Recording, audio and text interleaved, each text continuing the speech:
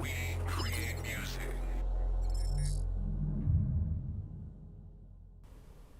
All right, ladies and gentlemen, what's good? Man, hope you're having a great evening. And once again, welcome to We Create Music TV. This is, of course, our interview segment where we, sit down with music industry professionals, artists, producers, etc. But you know the deal. You've seen some of the episodes. But today, man, we got my guy, three-time Grammy-nominated artist, producer, songwriter, James Worthy. Let's give it up. My dude. What's good, brother? What's going on, man? How you doing? Oh man, I'm good. I am. That's I'm fantastic. I'm great. I'm awesome. I'm great, man. So for those of people who watch and who don't know who you are, which I'm surprised if they don't, but because I've been following you for a while, and so man, just kind of just as an introduction, walk us through your musical story. How did you begin, and kind of where you are now. Yeah, so I'm from Queens, New York, by way of Atlanta now, but it all started in New York. Just a young kid being around music, man, just like different genres of music, house dance, of course, hip hop, R&B, soul, jazz. So it was kind of like I always tell people, it was like the inevitable for me to be in the music business or some form of fashion with music because I've always been around it. And I've been blessed to just be around the greats and legendary artists and just OGs in the game. So it was kind of like I was molded to do what I do, so to speak. But that's where it started, man. Just being a music lover at a very young age.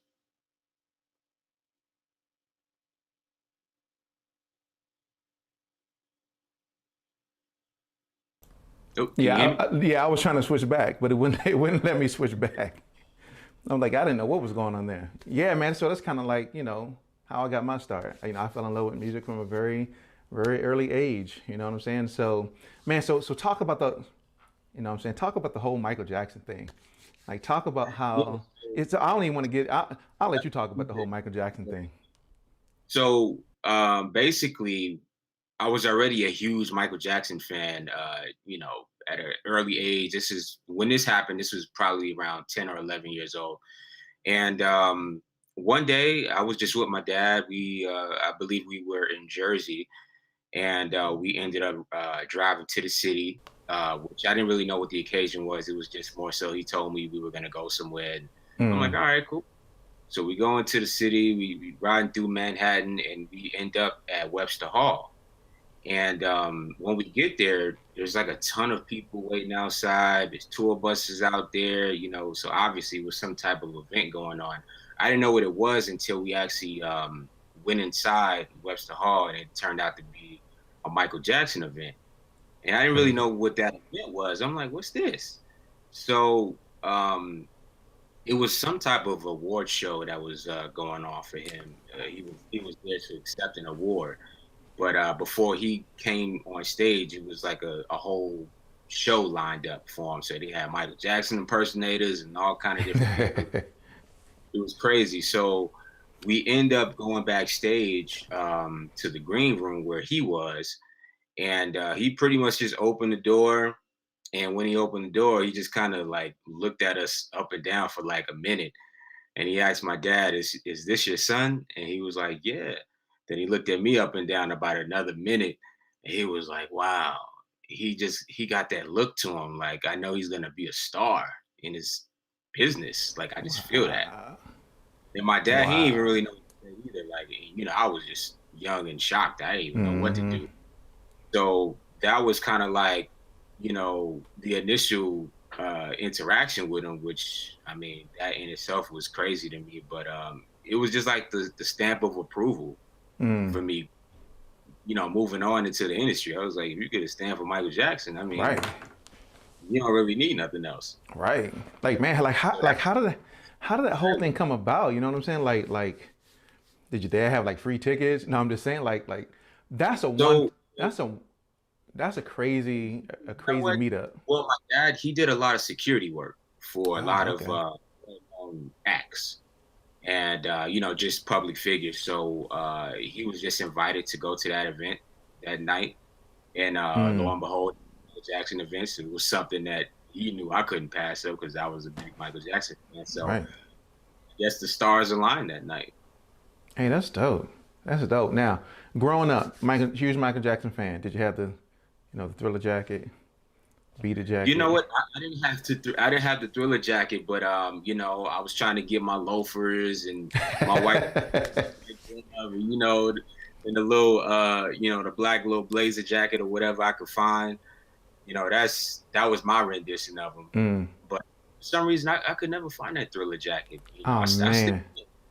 So I could at least frame it up or something. That's what I'm saying. I think my mom bought me like a generic version of the Thriller jacket and the beat a jacket. You know what I'm saying? Like I had the one with all the zippers, but I think it was like $20 versus like the real, but it didn't matter. Like I cherish that jacket. Like I cherish that jacket. I think she went and got like a Michael Jackson, like a, kid costume starter kit or something. But it had the jacket, it had the gloves, it had the loafers. Oh yeah. And then she gave me a Michael Jackson Off the Wall album cover. Okay. No album. Just the album cover. She kept the album. She was like, "Yeah, you can't have the album cover." Yeah. She's like, you can't have the album cover." That's funny. I mean, you can't have the album, right? Yeah, that was so crazy. But I kept that for like the longest, because my mom and Michael Jackson were kind of born around the same time frame. You know what I'm saying? So she was a huge Michael Jackson fan. But I mean, if you get a nod, from Michael Jackson, that's like, yeah. Yeah, man. I mean, once in a lifetime opportunity, in my eyes. So, I mean, that was just really, I always tell people that was like one of the defining moments that made me really want to get into the music industry. Like, that really was one of those moments. Yeah, I bet. That's still a crazy moment though, because I know people who I've never seen Michael Jackson in person, like ever. You know what I'm saying? And so I know if I would ever saw Michael Jackson, like, yeah. You would think that it would have been like that for me, but I mean, literally, I just couldn't do anything. I didn't really know what to do. It was just kind of like you meet the idol at such a young age. Right. And then when you meet him, it's kind of like you froze, you stuck. Right. Like he's the only person ever in my life that I've been that starstruck. Wow. Like, and I've been around the best of the best. I work with the best of the best, but he was that one person that I was just stuck. Yeah, I can imagine. I can definitely imagine that. So originally from Queens, right? Concrete jungle. You know what I'm saying? Then you end up moving to Atlanta. And so doing music in both scenes, right? In New York and doing music in the Atlanta scene. What are some of the differences, just from a musical perspective? Because each city kind of has their own culture, subculture when it comes to music. So what were some of the major differences that you've seen? And then how does, being from New York influence the music that you do today living in Atlanta? You know what? When I make music, I don't really like put it in categories or even any type of box. Like when I make stuff, it really comes from like what I feel or like a genuine place. So even though I am from New York and I've traveled the world and I've created in all different types of places, it never really was about like just because I was from New York, I would want to make like a New York sound or whatever specifically. Like when I create, if I felt like I wanted to make something house dance, then that's what would come out. Or if I wanted to make something strictly R&B soul, then it would be that, or pop or whatever the case was. So, and I never really fell into that that box of, well, you need to make something to be popular, or you need to make something that's on the radio right now that's most known for right now. Like I never wanted that person. Like I always wanted to like innovate, and I always wanted to like open up the envelope, from the ones the people that inspired me coming up. So Quincy Jones and your Nile Rodgers and Pharrell Williams and Organized Noise and Q-Tip, Jay Dilla, you know what I mean? And like Max Martin, Just a lot of creative people. Those are the ones that I looked up to for me to be Right. inspired to do what I do. You know what I mean? Right. But not try to emulate them in the process. And I think that's a good thing because I think most people kind of have difficulties with that, trying to still be innovative, still be creative, not fit inside of a box, and still Yeah. be relevant in the music industry today. It Because, is it is yeah, difficult, because you get pulled in so many different ways, and again, they try to persuade you to do what's popular or what's in right now, and hmm, that can be difficult. It yeah, really can be difficult, and sometimes it's gonna be hard in the beginning. Like, it was definitely hard for me in the beginning of my career because, again, I wasn't doing what was popular, so it was hard for me to place records, or mm, it was hard for me to get into rooms with certain artists because I just didn't have, quote unquote, what these labels wanted or what the A&R executives wanted. So I'm like, mm, well, I'm not going to compromise what I do. So let me at least try to find artists that complement me, and let's work together to build something great. mm, Or I took the other approach of producing in every genre that I possibly can, because that, for one, is not putting me in the box. And number two, something's going to stick. You know what I right. mean? So once that thing sticks, then now I have some legs to stand on. That's right. And one of the things that I do want to ask you a little bit later is all about versatility, right? And so, I mean, we can talk about it now, but for you, not getting into that box allows you to be versatile and to be flexible and to operate in many different genres, right? I mean, you mentioned Quincy Jones, Nile Rodgers, Max Martin, and I don't even know how many people know who Max Martin is, but they should. This Oh dude yeah, I mean, has written some of the biggest hits. Say that again. I was saying, you talking about some pop music. Yeah. You talking about the king of pop music as far as putting out hits? Max Martin. Between Max Yeah. Martin and Dr. Luke, I don't know. I still got to go with Max Martin, but What? Dr. hey, Luke? He's in that list too. Dr. Luke, Diplo. Man, come on. yep. Yeah, I read a book a while ago, a couple years ago, called The Song Machine, and it Mm. talks about the origins of Max Martin and Dr. Luke, and I can't remember the guy's name who was Max Martin's mentor, uh, but it talks about him and how he started this huge songwriting movement over in Sweden, and Max Martin Mm. was a part of that, and how they just cranked out hits after hit after hit. And of course, for people who kind of know and follow Max Martin, Dr. Luke was a mentee of Max Martin, right? So, man, that's just crazy, to still stay versatile because today in today's music industry, I don't think many people operate from versatility. I think they operate from necessity to crank out music and to, do what's popping versus trying to be flexible. Exactly. Yeah, Exactly. yeah. I think it's just, so on that same vein, how do you stay versatile? Even in this time today, what are some things that you do to ensure that you stay versatile and creative in these? I don't even want to say COVID times because it's not just COVID. It's just in these times. Yeah, that's true. That's true. Well, for me, maybe I'll use COVID as an example. I think COVID tried to knock us down, especially as artists and creatives, to where we had to really like go back to the drawing board and be as creative as we possibly can, because there were certain like necessities that we had that were taken away. Like, we can't go on the road, we can't tour, we can't have regular studio sessions like we used to. We can't go to the radio stations, etc. So it was more so like, okay, now I have to figure out other ways to be creative musically, professionally, even content wise, because it's a content game right now. So Mm-hmm. all those things was kind of like put in a pot for me. And I'm like, okay, how do I keep my relevancy but still be creative as possible, still trying to innovate my sound? And then also too, I had to keep in mind that as a not only a musician but an artist, you're still growing.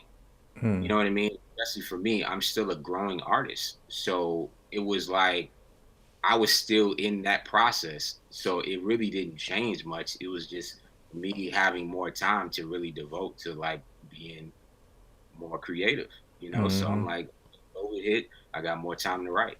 I got more time to produce. I got more time to develop song structure and become, you know, the best version of James Worthy I could be. Mm-hmm. Yeah, and I think that's, I haven't used my gyms because you said a couple of things already that fall into that gym category, but I think people need to, because I don't think we're gonna go back. I don't think what we used to do, what people classify as being normal, is what we're gonna go back to. I think it's gonna be more of a hybrid, right? We may do some things like we used to do, but I think it's gonna be more of a hybrid because people are still gonna have that stigma of don't come near me. I don't know what you got, right? And so a lot of people are going to be more conscious about it, and I think it's going to be more of a hybrid perspective where we're doing things like this, interviewing over technology, doing concerts over technology, and getting people to come in. And I think people need to start figuring that part out now. You said COVID it tried to knock us down. And for Yeah. me, I was doing interviews face to face right here, in Atlanta. I was doing interviews face to face. I had guests come over to the house, and we had the setup, and so I had to adjust. And I think that a lot of artists are going to have to do that, and they're going to have to find themselves figuring out how to utilize technology to help further what they do. Exactly. Yeah, Exactly. and I think for those that don't, kind of like some of the companies that we that were but are no longer. When you think of companies that didn't change with the times or with technology, they just kind of got pushed to the side. Yeah. You know what I'm saying? Like, and so I think if people don't kind of grasp this now and understand how they can use this medium of technology to further what they do, man, I don't see people do some of the crazy. I have a cousin who lives here too, by the name of Superstar Six. He's an artist, and this dude did a whole concert right in his crib, smoke machine, lights, everything, and it was dope. It was so dope, and I sat there and watched the whole thing. I'm texting him like, "Yo, Mark, that's dope." But I think people need to start doing that and looking at how they can further themselves from this medium. But that's just my thoughts about the whole COVID thing, and I totally you agree know. with you, man. I mean, again, as creatives, it definitely put us at a same playing field, man. Like everybody's just trying Hmm. to figure it out, you know. That's We right. don't know in the past or when things are gonna go back to some type of normalcy, but hey, in the meantime, you gotta keep pushing and keep grinding and trying to be as creative and innovative as possible with your audience. Yes, because like you said, it's everything is content heavy. I Yeah. mean, people don't have a lot of places to go. So they're on YouTube consuming tons of content, right? Matter of fact, for those who watch it, make sure you hit that like button and subscribe to this channel, right? But I mean, but seriously, it's like people got a lot of time on their hands, to do things that they probably didn't have time to do before. And it can be easy, it can be tougher, but I kind of like what we talked about. I think people need to be really considerate of how they're going to use this time because it ain't gonna go back the same. Like I don't know what everybody's Yeah. looking at. Never going to be the same as it used to be. I think we'll slowly start transitioning into some type of normalcy, but it will never be the same as it once was. And that's the crazy part. Mm-hmm. It goes into a bigger conversation too, because I used to tell people all the time years ago that things are going to be more digital than it ever was. You know what I Mm-hmm. mean? This is a result of it. You know what I mean? Yep. Like it's probably going to go into like when it comes to like shows for artists, I think it's gonna be like probably maybe still live show formats, but a lot of it is gonna go virtual. Mm-hmm. Right. You can You know watch what I it. You can watch the concert. Right. You can watch the James Worthy concert on HBO Max. mean? Yep. Yep. I think that's what it's gonna be. Yep. Yeah, I do. I think they're going to start doing, uh, and Netflix kind of started doing some stuff like that, but I think they're going to start to expand to kind of do, and that'll be great for somebody to capitalize on that too. Hold on, let me figure out how to do that. Wait, capitalize on that is to kind of figure out how to I'm gonna keep that to myself. Maybe I'm gonna figure that out. Yes, I gotta figure that. I gotta figure that part out. Yep. So, see, now I'm sitting there thinking about it. No, get out of here for right now, Right. We talk about that all day. man. Because once I start thinking about something, it's gonna consume that brain. So, You so I mean, so you're in all different types of genres, creating all different types of music, working with all different types of artists from different backgrounds and different walks of life, right? So how would you describe the temperature? And I guess I would just focus on hip hop and R&B, I guess, and you can speak on other genres if you would like to. But Okay. what do you think about the temperature of the culture of R&B and hip hop music today? You know what? I think, well, I look at it two ways. I look at it as the creative side is actually pretty dope to me in the sense of, there's a lot of genre bending going on. There's a lot of, creativity, with how things sound sonically, different mixing techniques, different ways of using your voice. Just in the technical aspect, I think it's been really, really dope. I think it does certain songs and a lot of bodies of work nowadays do lack like the content. A lot of people don't really talk about much. So the substance of lyrical content has been lacking with certain things. But for the most part, it's been kind of cool to me. I mean, I'm not one to be stagnant. Like you can never keep doing the same thing over and over. You know what I mean? Like Hmm. you ever hear when somebody says, "Oh, I like the old person. I like when they used I to like do the old this. Kanye. I like the old Kanye. I Right, like that." right. And when I hear people say that, I'm like, you expect this man to recreate some of his best works? Mm, That's what made him Kanye West. But you mm-hmm. can't recreate that. You can't go back in time and recreate that. Like that was just a moment in time. You have to continue going and moving forward and innovate yourself and change. You know what I mean? So that's my thing is like I think music is changing and evolving. Now, whether you like it or not, that's a different conversation. But I Right, do feel evolving. Uh, in my opinion, for the better. Not everything is great, but I do like most of it. right. I agree. I agree with that. I think people, I think we get stuck with an image of our artists in a moment in time that we may have gelled with them the most, and Hmm. that's kind of how we want them to stay, right? Like I would love for my kids to stay, 10. I mean, they weren't, a teenager yet where they couldn't talk back and do all the crazy stuff, but they weren't a little kid. They were still cute and adorable, and it was like, oh man, look at it. But people grow, people develop, people mature, and that's kind of what you want from an artist. You want them to continuously innovate and create and to grow, you know, as an artist. I wouldn't expect for someone who's 20 to still be talking about the same things that he or she is talking about at 35. Exactly. You know what I'm saying? Like there should be some growth and some personal development that takes place out of that. So their music should evolve as well. You know what I'm saying? Like it just should. And the people who are listening to that music should be evolving and growing as well with those artists. Yep. Absolutely. Yeah, I feel you on that. But I do agree. I like some of the stuff that's out now. Some kind of like, eh. Yeah, I mean, you got the ones that ain't really saying much, but then you got a lot of artists that are really talented and Mm-hmm. got the message, and they are talking about different things. So That's right. there's music out there for everyone. You know, I, sometimes you just got to go look for it.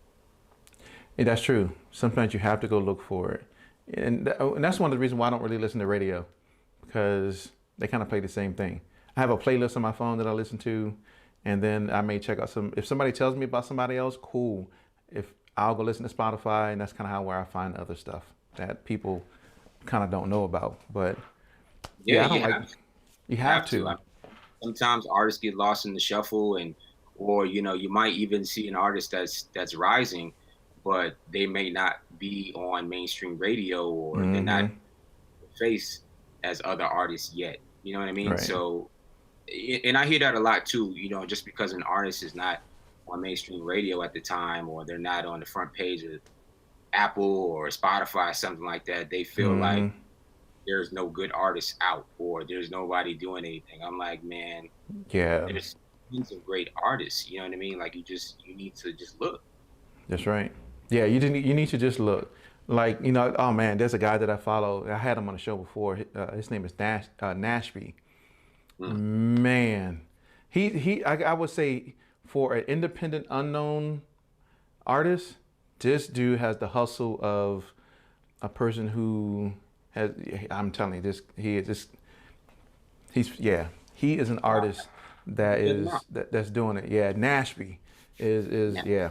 That dude he's on fire. He just dropped and what I love about it, and this is what I love about it, is because he's hungry. You know what I'm saying? Like, and there's other artists out there who are hungry too, but I've definitely take note of as to what he's been doing lately. He's hungry, and he's been, even in these COVID times, even in these police brutality times, all of this whole state that we live in America, he constantly is kicking out content and making moves and providing value from a musical perspective. He's every time I'm like, yo, Amazing. that's, I mean, that's commendable, because sometimes artists don't do that, mm-hmm, or they start off good and then they fall off. You know what I mm-hmm, mean? They're not consistent. That's the right. biggest thing, consistency. So hats off to him for that, man. Because trust me, that's not an easy thing Yeah, to do. it is not an easy thing. It is not an easy thing to do. So speaking of music, right? So I want to talk about your music, because it's nothing but fire that comes out of there. But before we actually talk about the details of the actual songs, can you just talk about your philosophy behind your creative process, right? What gets you motivated to create music, and just talk about that process. I'll let you do that. Uh, well, I'm pretty simple, to be honest with you. Usually my process is just, once I have a idea, or some type of concept in my head, I usually start off with melodies. So melodies is like the core to all of my records. Once I got the melody, then the words kind of come after that, and then I'll form the production around that, or I have my producers kind of uh, whip me up something that feels good with it, and then I just kind of put the puzzle together after that. But the melody is like the biggest thing for me, because Mm, melody are what like drive songs for me, at least for my own, uh, because that's what makes me feel good to want to even record the song. Like, if I mm-hmm, don't really have a strong melody, then I'm not really gonna be too invested in finishing the song, so to speak. mm-hmm. Right? That's usually how I start. Okay. Yeah, most people kind of have their process of how they make music. Oh, I do drums, or I do melodies. You know what I'm saying? But is there anything that you do that is outside of music that aids or contributes to your creativity? Hmm. Well, I just, whenever I write, it's really like whatever either I'm going through, or whoever's closest to me at that time, of what either they're going through that might Mm, resonate with me, or like similar situations that I might just see randomly, like, oh, that sounds like me, or that sounds like something that I witnessed or I went through a couple months ago, or whatever. mm-hmm, Tons of that with COVID going on. It's stuff going on all the time. So mm-hmm. I've had ample amount of time just to write so many different aspects of things. So it's really been that, just like analyzing things, analyzing people, just going through life. Yeah. Yeah, and I had the guest on the show on Monday, Solstice, and we kind of talked about that, about the realism in music and creating music from a real place. We hear a lot of stuff that's going on now in music that's kind of like, you ain't really do that. you're not really living that life kind of like that, you know. And we got into conversation talking about, and this is my opinion, but you know, one of the best albums I've ever heard that really comes from a place of realness was Mary J. Blige's My Life. And that album just was a culmination of all her experiences and pain and struggles and situations she was going through at that time that spoke to me, and it spoke to a lot of different people, right? And so I think the best music, kind of even like what you're saying, comes from that place, whether it's something that's happening to you, something that's happening to the people that you are close to, kind of like the whole Jermaine Dupri and Usher thing, right? I don't know if people even know that. They probably do, Yeah. but you know, the whole Confessions thing. And so, you know, that was everybody knows, so I can say it. That was a Jermaine Dupri situation that was going on, but they wrote it for Usher, and Usher killed it.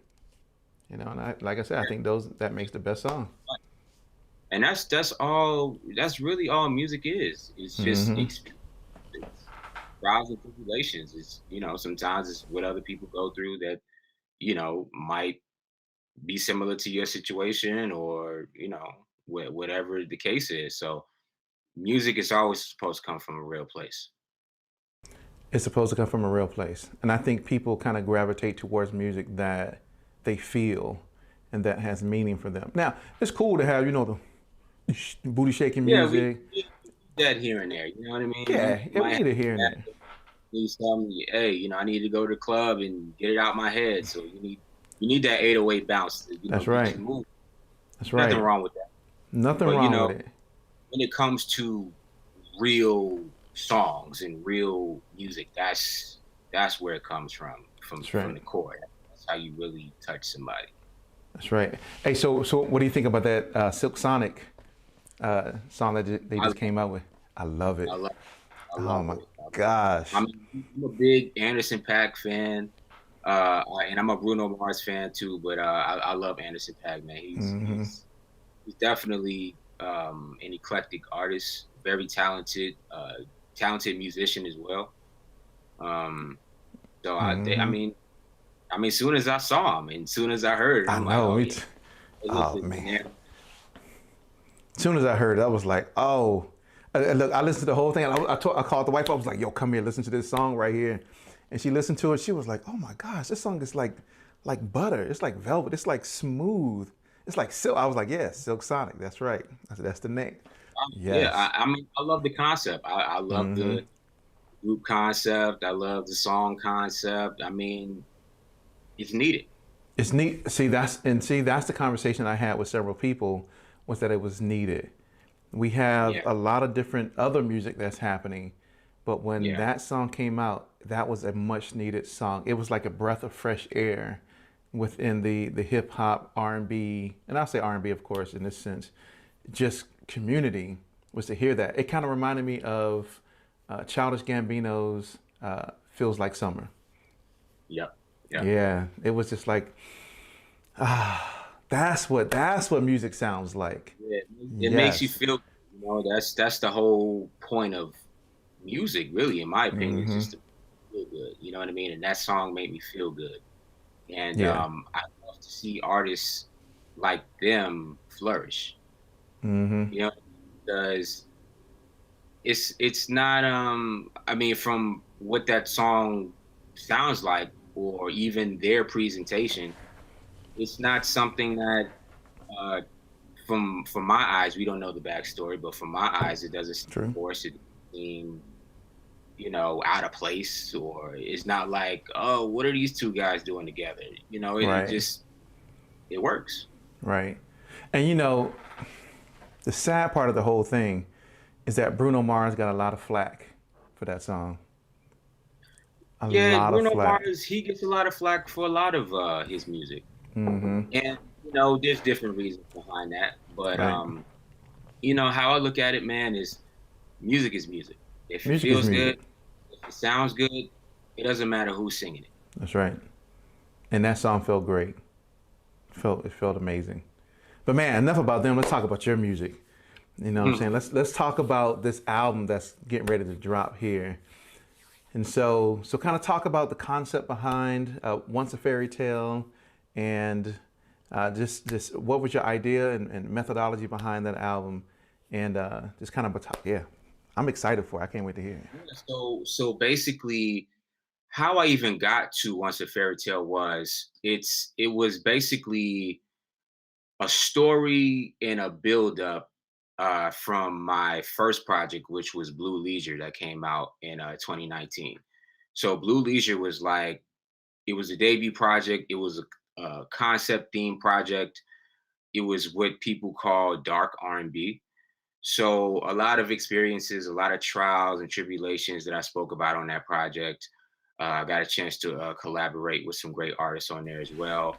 So following up from that project, I put out Kaleidoscopes in 2020, Hmm. and it was basically a theme project as well, but just more musical, for me. And it was just like a continuation of the Blue Leisure project, sonically and story based. But those were just two EPs. So I'm like, okay, of course I would need to do a debut album, but what would be the concept, what would be the story, and what would be the growth, right? Mm. So Once a Fairy Tale is the growth project, because now I'm really showing people what I can do as a real debut full body of work, right? Mm. But once a fairy tale concept came about is because within my whole career, my whole story, it's kind of like what people would say unorthodox. So it's not like the typical story of, okay, he's a producer and he just worked with a bunch of people and he had a bunch of success and that was that. And then he's continuing to do it. With me, my story was kind of intricate to where like I started off as a songwriter, then I became a producer, and then at one point I was even managing artists, and then I turned into a recording artist, which even that aspect of my career has a lot of people don't realize that's actually been planned. Mm. It's just that I'm a firm believer in timing. You know what I mean? So if I would have came out as a solo artist 6, 7 years ago, it wouldn't have been my time because you have to grow, you have to understand who you are as the entity. What would be your lane. I had to learn that. And that's really what it was. So Once a Fairy Tale is just like a pot of all of those things and created as a body of work. Wow. Yeah, that's. I don't know if people kind of think about their concepts of their projects in that fashion, right?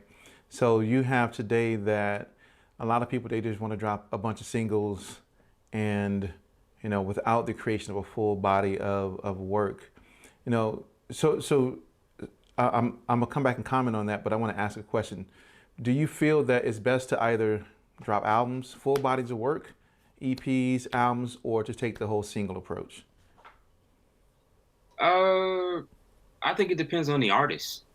I think it depends on where you're at in your career, Mm-hmm. where you're at with your audience, what they feel they would want to hear or see from you. With me, I've been blessed to have an audience that stuck with me from the very beginning, from the production and writing side to now when I did transition into an artist, it wasn't really a hard transition. It was just kind of like, okay, he's doing his thing. And a lot Mm. of people were looking for it actually. So it was kind of like a smooth transition. So when I actually when I came in as an artist, I gave him a full project off the back. So I think I kind of tailored my solo career as a body of work type of artist because I'm more of a fan of that versus just singles. You know what I mean? Like I love to listen to a whole project, Mm-hmm. understand who you are as the artist and understand the sound and the sonic and where are you taking me? Is it a story that you're trying to tell me or what's the end goal with this? So I think I kind of groom people with me and me taking that approach. And I mean, it's worked out for me. Yeah. Oh yeah, definitely. Shoot. Heck yeah, I would say it worked out. Yes, Me too. sir. Yes, sir. But yeah, I mean, I agree. I mean, it depends on where people are in their career, right? Whether you want to take the Russ approach and do, a song a week, or if you want to drop, 4 EPs, in the year. I mean, it just depends. You know what I'm saying? So. You know, I've seen a couple artists, they put out maybe 3, 4 projects in a year, and Hmm. then get a couple of singles, maybe 4 or 5 singles. I'm like, man, that's a lot of music, That's you a know. lot of And I music. mean, how do you even, how do people even digest that? Mm.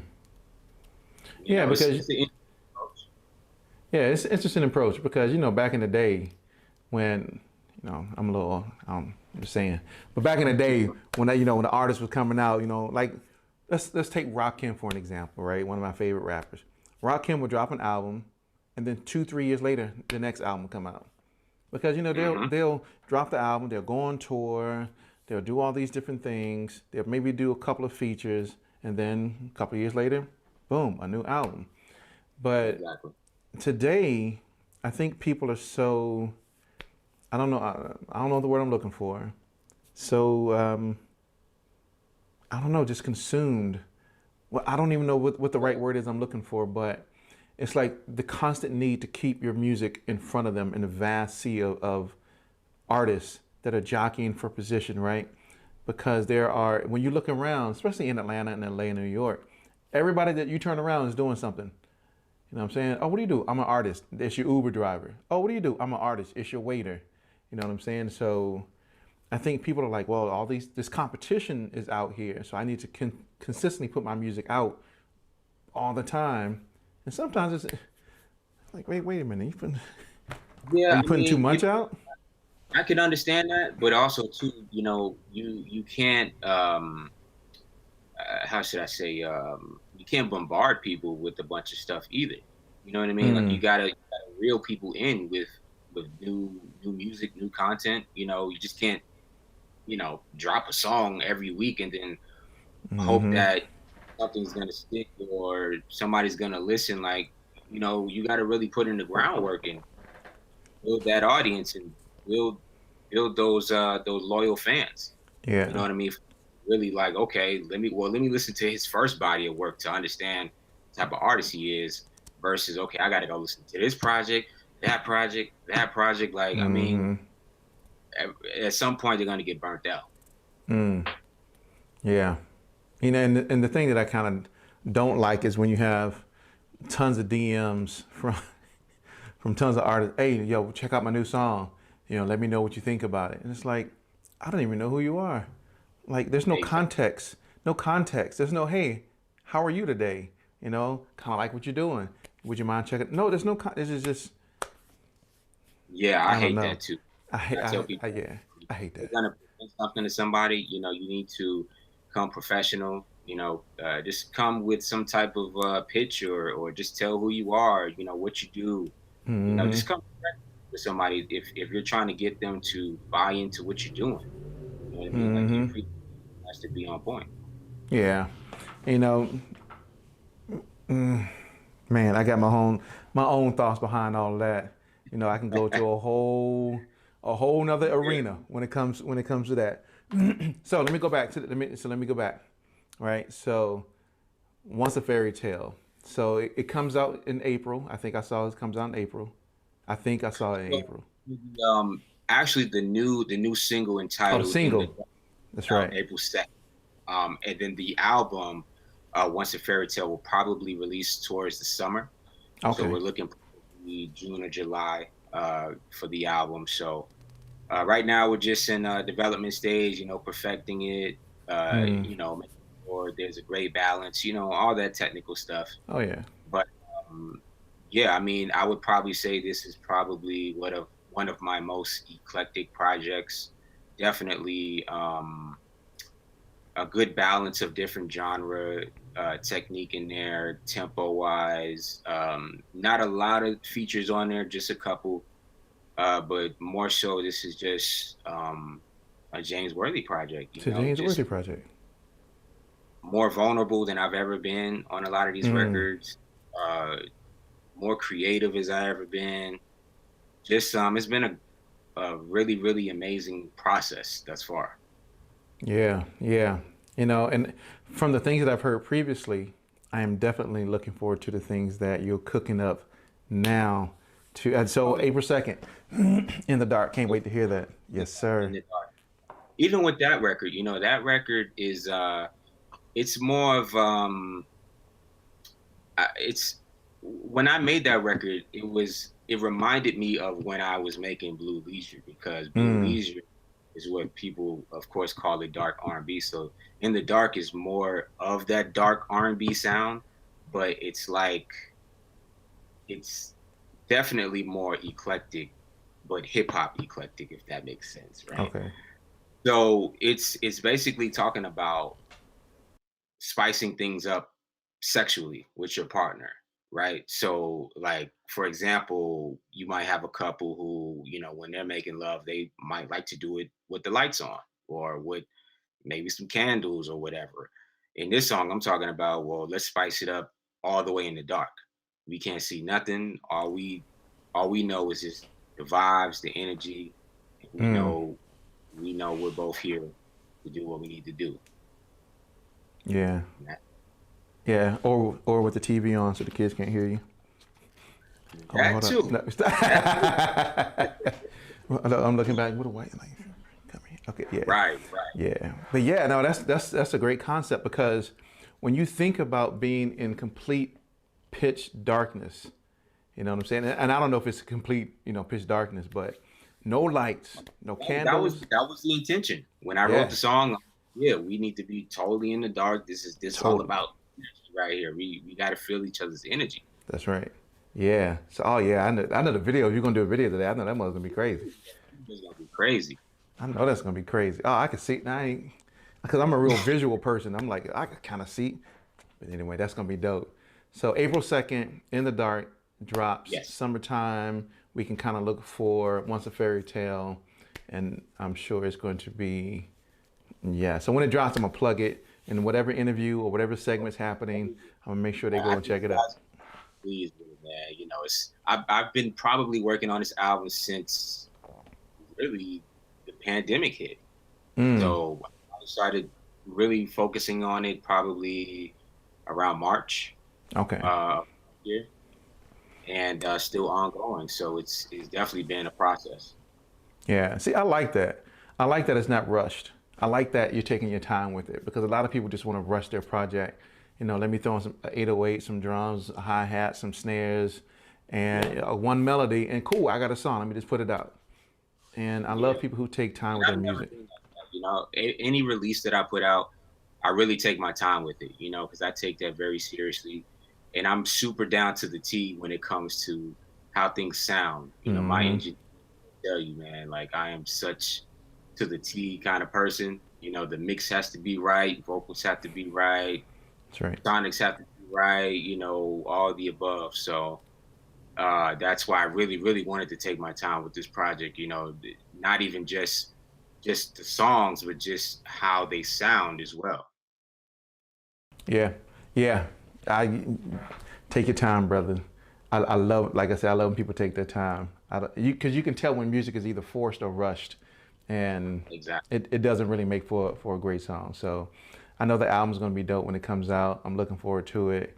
So everybody's watching, and those who are going to be watching in the future, April 2nd, make sure you check out In the Dark.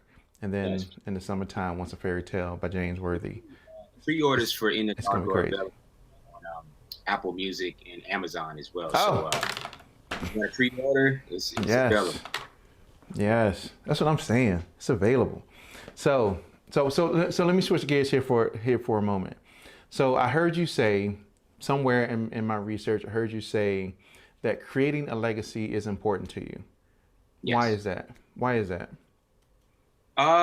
Well, I've always had that mindset at an early age, because I've always wanted to continue to inspire people in any facet that they're in. You know what I mean? Whether it's entertainment, music, fashion, whatever it is, like we're all creatives at the end of the day.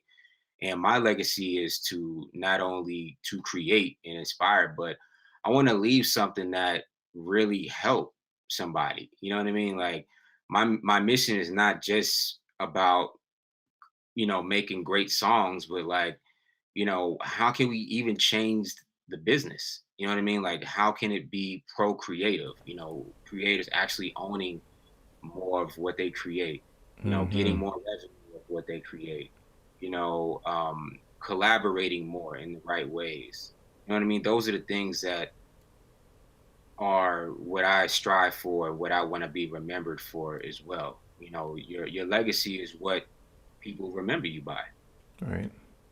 Yeah, I mean, you got that right. It is what people remember you by. So when they think, 20 years from now, and they think about James Worthy, what is that image that you want them, Exactly. that perception that you want people to remember, and not even just people, but your family, your Yeah, kids. You know what I'm saying? Your everybody. grandkids. Yeah. Anybody that you touched, you want that legacy to be, the most inspiring as it possibly can. You know what I mean? Hmm. That's always been my goal. Yeah. Yeah. You know what I used to teach, what I actually used to do teaching back in corporate America was so I would teach them, the 7 habits of highly effective people. That was one of the courses that I facilitated. And in there, we talk about a concept called the 80th birthday. Frank and Covey, don't sue me because I'm talking about it on my show, right? I'm still certified to teach it, so I'm just saying, but it's something on there called the 80th birthday. So at your 80th birthday, you have all your friends and your family members around. And what do you want them to say about you? How do you want them to recognize you at this particular moment? And what people have to recognize is the fact that however you want people to perceive you, you have to start doing those actions now so that when you get to your 80th birthday, you can, it can be, fully recognized or the culmination at that particular point. So I'll give you an example. So if I say, I want to be a great dad. Okay, well, what does that look like? I got to start identifying what a great dad looks like. And then I got to start doing those great dad things. So my sons can then say, Dad, you were a great dad, and here's why you were a great dad, right? Right. And so even from an artist's perspective, they have to start thinking about their career, and they want to be at a certain level, a certain place, working with certain people. They have to start making those moves now, those plans now, in order for those things to become a realization. So, yeah, I mean, I don't mean to get into my organizational development hat, but but Mhm. yeah, no, it's true. I mean, that's a powerful message. Yeah, gems. No, but yeah, I mean that is true because you've worked with some amazing people in this industry. Justin Bieber, Black, uh, Robin S. Yes. Man, there's and I think the one I'm the most interested in is Frankie Beverly. Like, Mm. how did and I don't even know people don't even know who I know who Frankie Beverly is. You know what I'm saying? Like I know I that, did but not know Frank. oh yeah, oh you'd be surprised. Oh my Wow. goodness, but I know Frankie Beverly and Maze. But Yeah. yeah, Frankie Beverly is, I mean, I look at him as the OG. You know what I mean? mm-hmm. He's the OGs to me. Real down to earth person, you know what I mean? A lot of wisdom, of course. And man, it's so interesting how that whole situation came about. So basically, I was working on some projects with Corrupt, the rapper, and I ended up making this track that actually sampled Frankie Beverly. So when I made the track, and I shout out to K Rock of PM Don as well. He helped assist me on that track as well. And when we did the track, I sent it to Corrupt just to see what he thought about it, and he went crazy when he heard it. Mm. And he's like, "Man, we gotta get Frankie Beverly on this, man, because it would be so crazy if we could do it." So I'm like, okay, well, let's try to figure it out. So we got in touch with Frankie and his people, and it was really kind of like that. He loved the rendition of what I did, and we just started working on the song, and we got him in there. And and I started coming up with other things with him as well. So he just kind of embraced the situation, and that's just literally how it came about. Yeah, that's dope. That's dope. Like he's an OG, and that's amazing. So kudos to you, brother. I mean, Really kudos. I dope. mean, It was spur of the kudos to moment. you. So you said spur of the moment. Yeah. Yeah, and I'll say kudos to you just in general because your career has been an amazing career that I've been watching, since I've heard about you, and it's just been one thing after the other, and I've seen you propel yourself and grow into many different areas, and we can kind of talk about it offline, but I know people that but we'll talk about it Mhm. offline, but yeah, I know people that and we had a conversation. And I was like, yeah, I've been watching his career, and he's put in that work. He's that caliber of artist that can take it to the next level. You know what I'm saying? And so we'll talk about that. We'll talk about that once we're done. But man, I got just a couple more questions for you. So for you, what has been some of your biggest challenges that you face, and what did you learn from those? Biggest challenges. I would probably say like in the beginning of my career, it was the thing of being different and not making what was popular. So it was harder for me to work with certain people. So that was one aspect. But at certain points, you get to a point to where things may not be moving fast enough, or doors aren't opening enough, so to speak. So you start doubting yourself and you start getting into a funk, and for a short period of time, I was going through that, but I pulled myself out because, I had to remember and, kind of get into my James bag a little bit that, hey, I'm James, I'm doing things that some people or a lot of people can't do.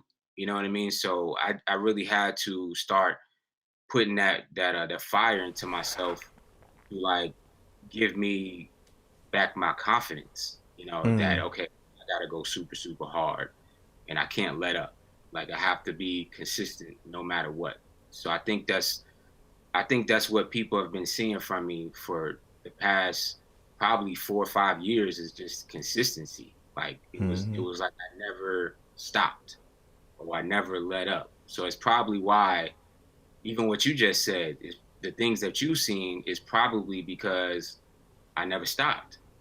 I never really got in the funk of okay, I'm gonna take some time off, or I'm gonna stop doing this and doing that. Like I've been hitting the ground running and I never stopped. So I think, you know, me having like those breakdowns in my career and even in my life, because I've lost people that mm, have been very close to me and been through situations, even just recently, like I lost my mentor, Ecstasy of Whodini, mm, which really, really tough for me. And before he passed, I lost my one of my best friends, Bobby Brown Jr., hmm which is Bobby Brown's son.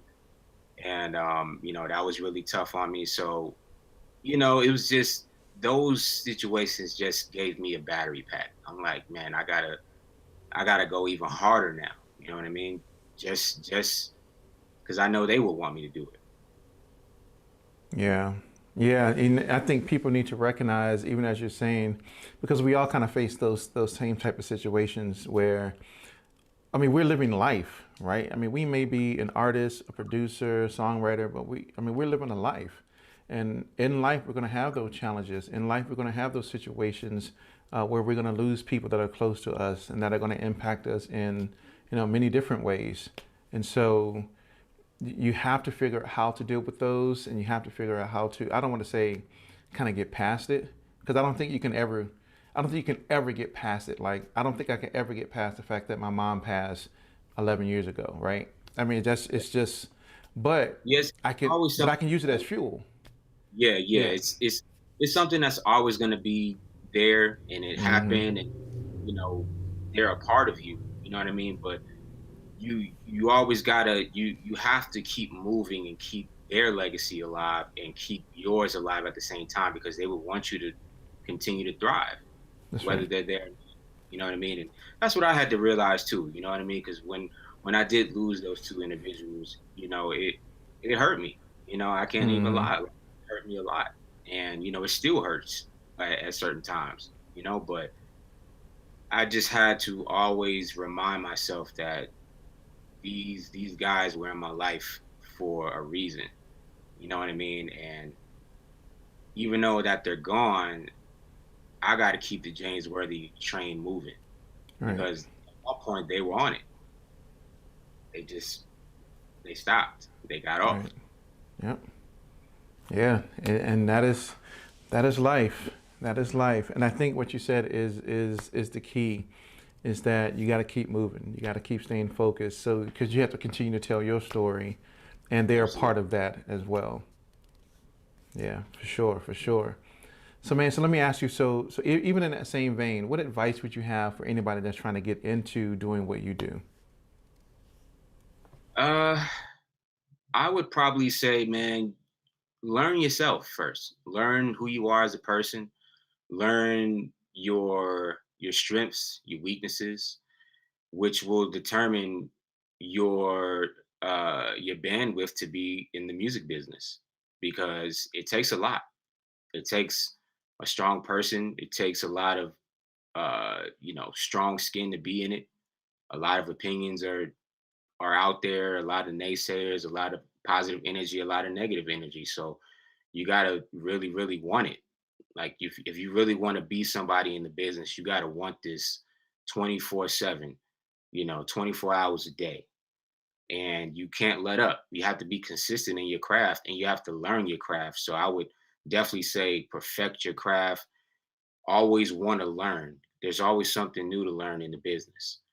And um I would say probably like business wise, like learn contractual things, learn how businesses ran, and learn from other people's mistakes too. So if you have a favorite artist, learn from that artist, learn from their mistakes, learn from their triumphs and trials. You know what I mean? And like try to figure out, okay, how did they get to their success? Not trying to be them, but learn their story. You know what I mean? And Hmm. Yeah, that's right. That's right, man. I think that is so awesome that you have to you. And I tell everybody that, like I said, when I used to do leadership training, I would tell people that you cannot lead a team effectively if you're not leading yourself effectively. You know what I'm definitely. saying? If you don't know yourself, how can you lead other people that you're going to be responsible for? So knowing Right. yourself, knowing you know your idiosyncrasies, your traits, what you like, what you don't like, knowing who you are as an artist or as a producer or as a songwriter helps you to be a better singer, songwriter, you know, producer, whatever it may be. You know, Absolutely. but Absolutely. learn that business though. Knowing yourself sets up everything else. You know what I mean? And you know, even you know when you're in that process, you got to learn how to be smart too. You know, because and what I mean by that is like surrounding yourself with good people, like-minded people, and people that you feel have your best interests. Because you know, and sometimes it's a hit or miss. You know, people can disguise things very well. Mm, But you know, for the most part, you know, even myself, I'm an energy person. So if I feel the energy is not conducive to me in the right ways, you know, I'm probably gonna step away. You know, right. and you know, any person who's trying to get into the business early on, you know, make sure you remember that because it's a snaky game. It's a snaky game, brother. It's a snaky Yes, game. sir. Snaky game. You know, and I was telling, and I told many people this, but I was talking to Solstress on her interview on Monday. Was like, yo, it's a. I'm always reminded of the DMX segment he did on I think it was Def Comedy Jam, and Hmm. Russell invited him out to come do some type of segment. Maybe that's what it was, or Def Poetry Jam or something. Uh, but he came out and he talked about a whole segment. People can look it up on YouTube about getting into the music business. And he was talking about you think you want to be in this music business, but you don't know what you're getting yourself into when you get into this business. There's a lot of snakes in this business, You know, you got to have tough skin if you're going to get in this business, because if not, it's going to eat you up, it's going to chew on you, spit you out, and you're going to be done for. Yeah. Very true. Yeah. So anybody watching, develop tough, super tough skin. You know, learn how to take no's, because you're going to hear a lot of no's before you hear a lot of yeses. So your skin. Always take your opinions and just be smart about your decisions. That's right. it. That's right. Man, James, there's so much more I want to ask, brother. Like, way more I want to ask. But anyway, but let's really close it out, man. It's been great. Hopefully I can have you back on when once the fairy tale drops. You know what I'm saying? Yeah, that's going to be dope. But man, where can people find you? How can they connect with you and with your music? Yeah, so everybody can follow me all social media platforms at King James Worthy. You can find all my releases, all projects, all singles on all DSPs, Spotify, Apple, Tidal, you know, any streaming platform is available. Let's see. You can go to my website, jamesworthymusic.com. If you haven't heard the current single that's out right now called Gold Mine, which features Jay Holiday, that's available. The music video is available on YouTube. And once again, In the Dark releases April 2nd. Pre-orders are now available on Apple Music and Amazon. So if you want a pre-copy, just head on over to my Instagram bio or any of my social media platforms, and the link is right there. Yes. Yeah, so make sure y'all do, because y'all don't know. Y'all don't know, but you're going to find out, though. If you know, great. If you don't, you're about to find out. I'm telling you. Yes, James, brother, it's been great. If you can stick around for just a moment while I close this out. Nope. Hey, ladies and gentlemen, man, so once again, my man, James Worthy, an amazing artist, producer, songwriter, worked with some great talent. You heard his story, you heard the gems that he's dropped during this segment. Greatly appreciate him taking the time to come onto the show. But once again, ladies and gentlemen, you can always check us out every Monday night, every Thursday night at 7 p.m. You can always check out our live interview segments. And of course, you can check out all the other content that we drop throughout the week, whether it's tutorials, master classes, interviews. Like, we got a lot of stuff that's we've done and also in the works. So stay tuned for those things that will be coming. But once again, I appreciate all of you. Love you all. You know how it is. Be Vaughn. So thank you very much once again. Thank you for tuning in. Greatly appreciate it. Have a great evening, night, or whenever you're going to be watching this. Peace. We